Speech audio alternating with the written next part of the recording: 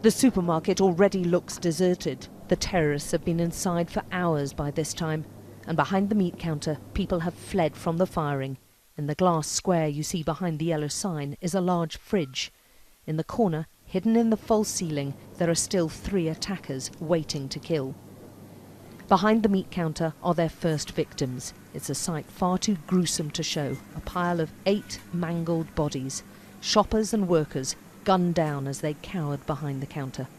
Watch the man in the white coat. His legs are moving, he's alive and been playing dead for hours. He's the only survivor in this group.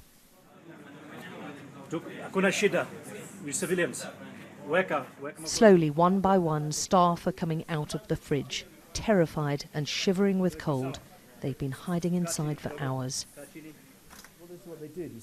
The security consultant who filmed those pictures but wanted to remain anonymous was staggered at their will to survive. They were pretty traumatized, relieved of course. They were in a pretty poor condition because they had obviously been in this freezer for a good 4 to 5 hours.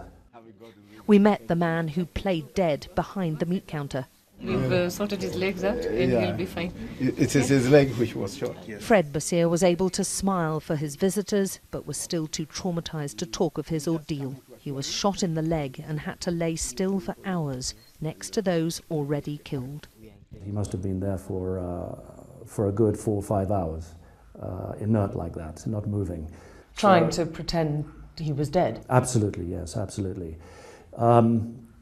All he could do was move his upper body just very slowly and slightly because he had been shot in the leg, the back of the leg.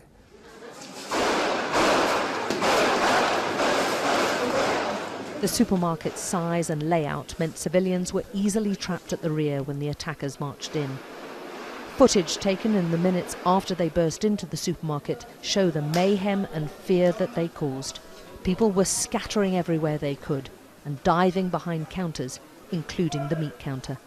I didn't see any shells directly behind the counter, but in front of the counter there were shells there. So maybe the